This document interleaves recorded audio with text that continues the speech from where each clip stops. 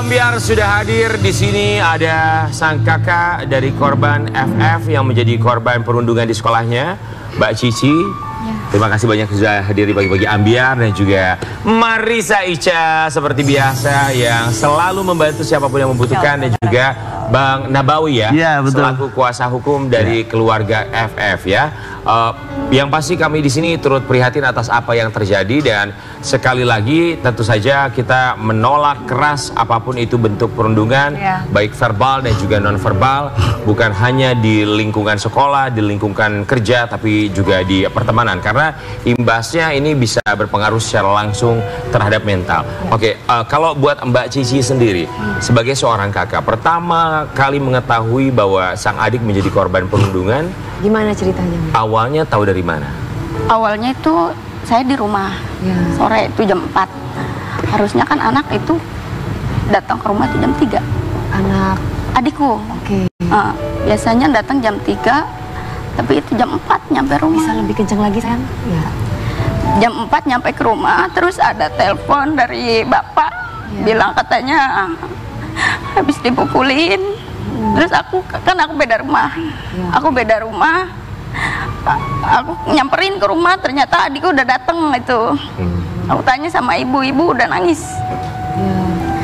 Terus suami sama ibu langsung nyari pelakunya. Terus aku di rumah coba berdua itu sama adikku. Aku tanya, datang tuh dalam keadaan udah kotor baju. Oke, apa yang dilihat? Lebam-lebam, luka-luka seperti apa? Jadi itu ada biru di pipi, sama pelipis, dahi, sama ini belakang kuping, sama di bawah. Bukan, nggak ada luka terbuka, nggak ada. Itu cuma biru-biru lebam ya. Luka dalam ya? Luka dalam, iya. Oh, oke. Terus aku tanya, kenapa? Masalahnya apa? Dari pengakuan adikku sendiri nggak tahu. Dia bahkan nggak tahu alasan kenapa dia menjadi korban perundungan. Enggak. Jadi dia itu katanya waktu pulang sekolah itu tiba-tiba dicari. Tiba-tiba dicari. Masih pelaku? Iya, itu masih di area parkiran. Masih di area parkiran. Katanya kamu dicari itu sama pelaku. Terus ada temennya yang nyamperin, teman si pelaku ini. Tiba-tiba adikku digiring ke suatu tempat, yang tempat itu jauh dari pemukiman warga, dari sekolah juga jauh, jaraknya jauh. Itu tempat sepi, emang tempat. Adiknya mau? Nggak, karena mau digiring? Iya, jadi itu digiring itu kurang lebih 10 anak. Mau nggak mau akhirnya ngikut dianya? Akhirnya ngikut, karena dan kejadian ini udah kedua kalinya. Jadi dia ada takut juga mungkin ya. Kejadian perundungan ini untuk kali kedua? Iya, kedua kali. Adiknya Mbak? Iya. Oke, tapi apakah baru bercerita di perundungan yang kedua ini? Iya, baru. Yang pertama dia tidak pernah cerita sama sekali? Hari Jumat sebelumnya itu udah kejadian, itu sempat ditonjok sekali. Cuma nggak bilang nyampe ke rumah. Oke. Nah begitu hari Sabtunya itu langsung nggak berangkat, karena mungkin udah ada rasa takut ya. Oke. Hari Senin, Selasa itu kejadian. Mbak, sekarang kondisi FF adik Mbak kondisinya seperti apa? Kondisinya udah baik sekarang, cuma itu kemarin waktu di rumah sakit itu dilakukan ronsen, itu ada patah tulang rusuk. Ya Allah. Sekarang udah baik, kemarin hari Senin kontrol kemarin ke rumah sakit Margono Purwokerto. Jadi Mbak sudah ditanyakan masalah sebenarnya ada apa gitu, kalau anak-anak berantem itu masalahnya apa sih? Kalau untuk adikku sendiri nggak ada masalah katanya. Tapi kalau di mereka yang bermasalah. Iya, tapi untuk pelaku sendiri kita nggak tahu masalahnya apa mungkin punya masalah dendam sendiri. Tapi sudah ditanyakan belum? Sebenarnya ada masalah? Kalau saya nggak ketemu. Kalau aku nggak ketemu, yang ketemu itu ibu sama suami waktu itu. Dari pihak kepolisian sempat menanyakan alasannya apa? Kalau dari pihak polisi itu udah ditanyain, katanya karena jadi di sekolah itu ada geng, dan itu jadi mereka geng-gengan lah gitu. Iya, ada komunitas. Tapi katanya adikku itu ngaku jadi anggota. geng tersebut. Iya. Padahal bukan. Padahal enggak. Itu itu yang tidak diterima sama anggota tersebut sampai akhirnya melakukan perundungan. Iya enggak, maksudnya Kondisinya? kadang-kadang di sekolah tuh suka ada misalkan itu dari zaman dulu, dari zaman saya lah pokoknya ya. Suka ada di sekolah tuh gini kayak gaya-gayaan tuh gitu yang main gini gitu. Nah tapi menurut aku zaman sekarang kayaknya nggak layak untuk begitu ya. Betul. Tapi anak-anak tuh ya sekolah itu diajari buat terdidik gitu ya maksudnya. Terus seperti yang saya bilang, duit aja yang dibanyakin, bukan gaya yang dibanyakin. Maksudnya lu tuh mau jadi apa gitu gedenya, gaya-gaya di sekolah mukul-mukul gitu apa? Ya, oke. Tapi dengan geng-gengan ini pertanyaannya saya, guru-guru tersebut tahu nggak sih kalau ada geng-gengan ini? Tahu. Itu hari Senin udah dikumpulkan. Jadi sudah dikumpulkan. Udah dikumpulkan. Kemudian apa? Dibubarkankah? Di apa ya? Dikasih bimbingan lah Dikasih caranya. bimbingan. Abis Oke. upacara kalau nggak salah waktu itu Kondisinya hari udah Senin. parah banget sampai Kak Marisha sendiri sampai buat donasi ya Kak. Ya. Oke, Marisa Ica sendiri tujuannya untuk menggalang donasi seperti apa sih? Karena sepengetahuan kami bahwa dari adik FF itu sendiri untuk pengobatan rumah sakit dibantu juga sebenarnya oleh pihak kepolisian. Iya. Kalau Marisa Ica gimana?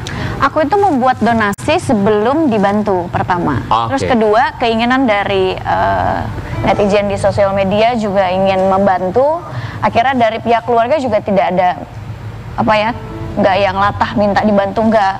Tapi karena banyaknya orang yang peduli, akhirnya aku membuat donasi. Alhamdulillah kemarin terkumpul dalam waktu 2 hari aja. Aku buka karena aku langsung ke Cilacap. Ke sana langsung jenguk Felix. Terus terkumpul 36 juta. Oh, Pas wow. aku mutasi tuh yang kirim tuh 20.000, 50.000.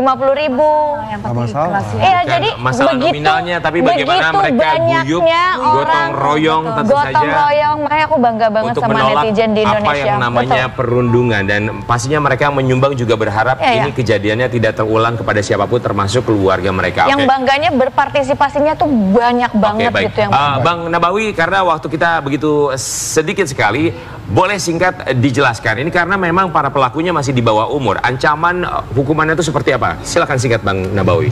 Begini, pemirsa di rumah, saya jadi lawyernya keluarga Felix. Saya menawarkan diri dengan tanpa upah sepeser pun.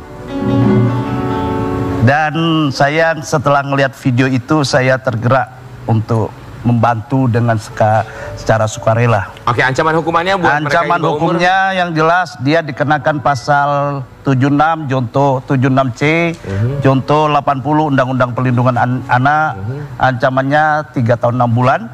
Dan di Junto 170 KUHP itu ancamannya 7 tahun. Ini walaupun di bawah umur. Tapi karena orang anak, itu ancaman hukumnya separuh dari orang dewasa. Baik Bang Nabawi, terima kasih banyak. Ini sudah membuka mata kita semua sekali lagi bahwa tentu saja setiap perundungan yang dilakukan dimanapun itu, termasuk di lingkungan sekolah, walaupun masih anak di bawah umur, ada konsekuensi yang harus dihadapi karena ada undang-undang di dalamnya. Ini ya? udah umur 15 tahun Baik. boleh dipidana. Kami berharap tentu saja bisa mendapatkan keadilan, dan tentunya ini juga menjadi pembelajaran buat kita semua. Dan Marisa Ica, terima kasih banyak lagi-lagi selalu membantu buat mereka yang membutuhkan ya.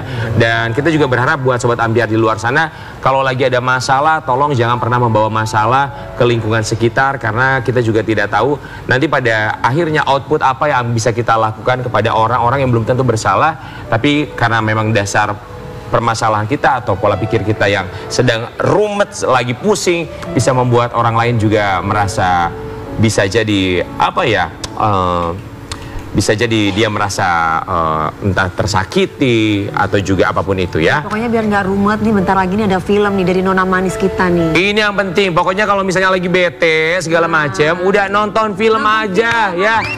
Ini ada sebuah project terbaru, film terbaru dari seorang Pangeran Lantang dan juga Haiko, betul ya? Boleh dikasih tahu nggak sama Sobat Ambiar, ini judul filmnya apa? Judulnya Nona Manis Sayangi. Nona Manis Sayangi. Cocok ya sama Iko ya. Oke, kalau Pangeran Lantang di sana berperan sebagai apa? Aku berperan sebagai Akram.